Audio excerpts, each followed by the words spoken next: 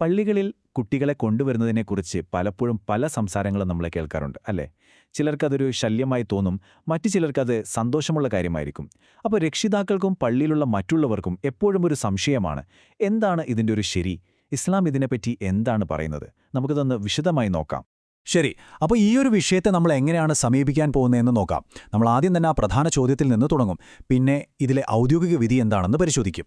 അതിനുശേഷം പ്രവാചകന്റെ ജീവിതത്തിൽ നിന്നുള്ള മാതൃകകളും രക്ഷിതാക്കളുടെയും സമൂഹത്തിന്റെയും റോളും എന്താണെന്ന് നമുക്ക് വിശദമായിട്ട് തന്നെ സംസാരിക്കാം. ഓക്കെ, അപ്പോൾ നമുക്ക് ആദ്യം തന്നെ എല്ലാവരുടെയും മനസ്സിലുള്ള ആ ഒരു പ്രധാനപ്പെട്ട വിഷയത്തിലേക്ക് വരാം. ഇതാണ് ചോദ്യം. വളരെ ലളിതവും എന്നാൽ ഒരുപാട് പേർ അറിയാൻ ആഗ്രഹിക്കുന്നതുമായ ഒരു കാര്യം. കുട്ടികളെ പള്ളിയിൽ കൊണ്ടുവരാമോ? അവർ ചിലപ്പോൾ കളിക്കും, ചിരിക്കും, ശബ്ദമുണ്ടാക്കും. അതിനെ ഇസ്ലാം എങ്ങനെയാണ് കാണുന്നത്? ഇനി നമുക്ക് ഇതിന്റെ ഉത്തരത്തിലേക്ക് കടക്കാം. ഈ വിധി എങ്ങനെയാണ് കുട്ടികളെ വളരെ വ്യക്തമായി രണ്ടായി തരംതിരിച്ച് നമുക്കൊരു മാർഗം കാണിച്ചു തരുന്നതെന്ന് നോക്കാം. സംഭവം വളരെ സിമ്പിളാണ്. ഇസ്ലാമിക വിധി അനുസരിച്ച് കുട്ടികളെ രണ്ടായിട്ടാണ് കാണുന്നത്. ഒന്ന്, കാര്യങ്ങളൊക്കെ കുറച്ചൊക്കെ മനസ്സിലാക്കാൻ പ്രായമായ, അതായത് വകതിരിവെത്തിയ കുട്ടികൾ. ഇവരെ പള്ളിയിൽ കൊണ്ടുവരുന്നത് വളരെ നല്ല കാര്യമാണ്, പ്രോത്സാഹിപ്പിക്കേണ്ട ഒന്നാണ്. കാരണം അങ്ങനെ വരുമ്പോഴാണ് അവർക്ക് നമസ്കാരവും പള്ളിയുമായുള്ള ബന്ധവുമൊക്കെ ചെറുപ്പത്തിലേ കിട്ടുന്നത്. ഇനി തീരെ ചെറിയ കുട്ടികളുടെ കാര്യമോ?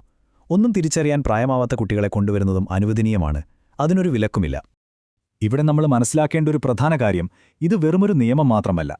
ഇതിനെ പിന്താങ്ങുന്ന അതിനേക്കാൾ ശക്തമായ ഉദാഹരണങ്ങൾ പ്രവാചകന്റെ ജീവിതത്തിൽ തന്നെയുണ്ട്. നോക്കൂ, പ്രവാചകന്റെ ജീവിതത്തിലെ 3 സംഭവങ്ങൾ ഇവിടെ എടുത്തു കാണിക്കുന്നുണ്ട്. ഓരോന്നും നമ്മളെ ഒരുപാട് ചിന്തിപ്പിക്കുന്നതാണ്.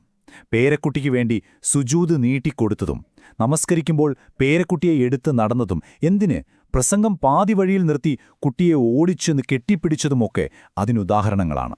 ഒന്ന് ആലോചിച്ച് നോക്കൂ, ഒരു സമൂഹത്തിനെ മുഴുവൻ നമസ്കാരത്തിൽ നയിക്കുമ്പോഴാണ് പ്രവാചകന്റെ മുതുകിൽ പേരക്കുട്ടി കയറി കളിക്കുന്നത്. എന്നിട്ട് അവിടുന്ന് പറയുന്നതെന്താണ്? അവന്റെ കളി തീരാൻ ഞാൻ കാത്തുനിന്നതാണ് എന്ന്. ഇത് വെറുമൊരു അനുവാദമല്ല, അതിനപ്പുറം സ്നേഹത്തിന്റെയും ക്ഷമയുടെയും ഏറ്റവും വലിയ ഒരു മാതൃകയാണ്. ശരി, കുട്ടികളെ കൊണ്ടുവരാം എന്ന് പറയുമ്പോൾ അതിനൊരു മറുവശം കൂടിയുണ്ട്. അതാണ് രക്ഷിതാക്കളുടെ ഉത്തരവാദിത്തം. കുട്ടികളെ പള്ളിയിൽ കൊണ്ടുവന്നാൽ പിന്നെ ശ്രദ്ധിക്കേണ്ട ചില കാര്യങ്ങളുണ്ട്. നമുക്ക് ആ നിർദ്ദേശങ്ങൾ എന്തൊക്കെയാണെന്ന് നോക്കാം. ആദ്യം തന്നെ നമ്മളെല്ലാവരും ചിലപ്പോൾ കേട്ടുപരിചയിച്ച ഒരു കാര്യത്തിലെ തെറ്റിദ്ധാരണ മാറ്റണം.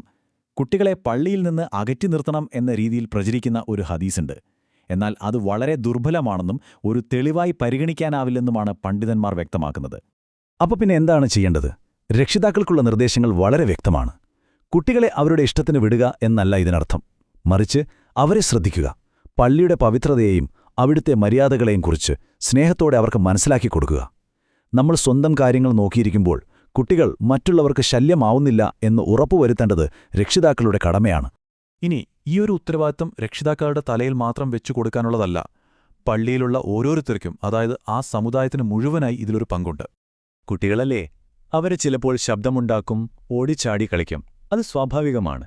അങ്ങനെയുള്ള സാഹചര്യങ്ങളിൽ നമ്മൾ എങ്ങനെയാണ് പ്രതികരിക്കേണ്ടത്? അവരെ തുറിച്ചുനോക്കി പേടിപ്പിക്കുകയാണോ വേണ്ടത്?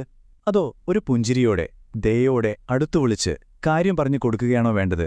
നമ്മുടെ ലക്ഷ്യം പള്ളിയിലൊരു പേടിയുടെ അന്തരീക്ഷം ഉണ്ടാക്കുകയല്ല, മറിച്ച് കുട്ടികൾക്ക് പള്ളിയെ ഇഷ്ടമുള്ളൊരിടമാക്കി മാറ്റുകയാണ്.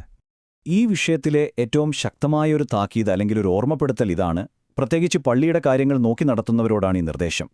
കുട്ടികളെ പള്ളിയിൽ നിന്ന് ഓടിച്ചുവിടാൻ ആർക്കും അധികാരമില്ല. നമ്മുടെ ലക്ഷ്യം അവരെ പള്ളിയുമായി അടുപ്പിക്കുക എന്നതാണ്, അകറ്റുക എന്നതല്ല.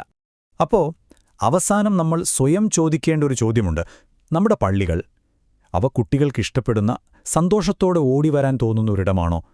അതോ അവർ പേടിച്ച് മാറി നിൽക്കുന്നൊരിടമാണോ? നമ്മുടെ ഓരോരുത്തരുടെയും പെരുമാറ്റമാണ് അതിനുത്തരം നൽകുന്നത്. ശരിക്കും നമ്മളൊന്ന് ചിന്തിക്കേണ്ടിയിരിക്കുന്നു, അല്ലേ?